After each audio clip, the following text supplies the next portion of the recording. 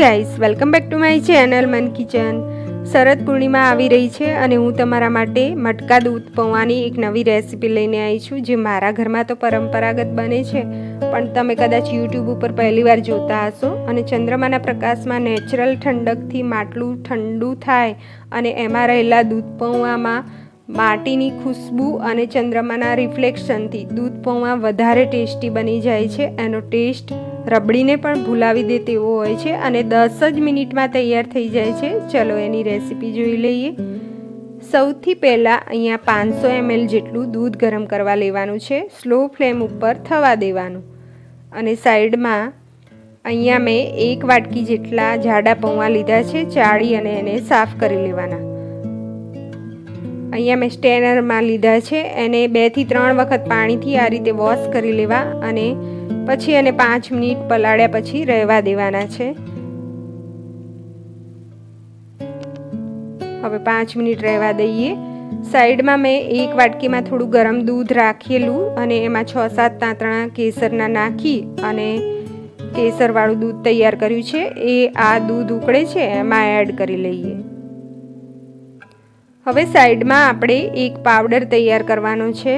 અહીંયા મેં થોડા પિસ્તા, થોડી બદામ, અહીંયા પિસ્તા તમને ગમે એટલા લઈ શકો છો, મેં 15 થી 20 નંગ જેટલા લીધા છે અને 15 થી 20 નંગ જેટલી બદામ અને 5-1 નંગ ઇલાયચીને છોલી લેવાની અને ટુકડો જાયફળ લીધો છે। બધું જ મિક્સર જારમાં લઈ લઈએ અને અહીંયા 4 ટેબલ સ્પૂન જેટલી દળેલી સાકર લીધી છે, ખડી સાકર લીધી છે, એ ના હોય તો તમે ખાંડ પણ લઈ શકો છો। આ બધું મિક્સર જારમાં પીસી લઈએ। આ રીતે પીસાઈ જાય છે। હવે સાઈડમાં આપણું દૂધ પણ ઉકળી રહ્યું છે। દૂધને ઉકળતા 5 મિનિટ જેટલો સમય લાગ્યો છે। હવે આપણે જે પલાળેલા પૌવા છે એ આમાં દૂધમાં ઉભરો આવે પછી જ એડ કરવાના, પહેલેથી નહીં કરવાના।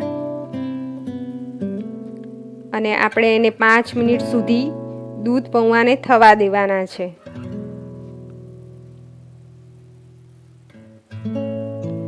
આ રીતે ચમચાથી ચલાવ્યા કરવાનું એટલે પૌવા ચોટે નહીં તળીએ।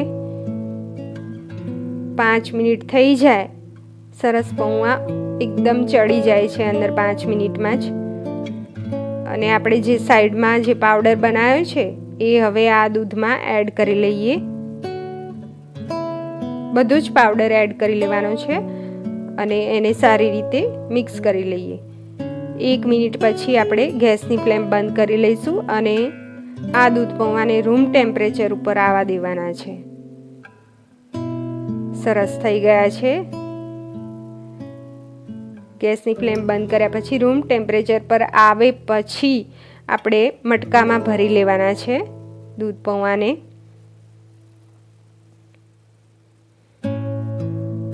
અને એને ચાળણીથી અથવા કપડાથી ઢાંકી અને 5-1 કલાક માટે ટેરેસ ઉપર રાખી દેવાના, એટલે ચંદ્રમાનું રિફ્લેક્શન આની ઉપર પડશે। એ હેલ્થ માટે ખૂબ જ સારું છે, ટેસ્ટી છે અને 10 મિનિટમાં આ રેસીપી તૈયાર થઈ જાય છે। હવે આપણે સર્વ કરી લઈએ।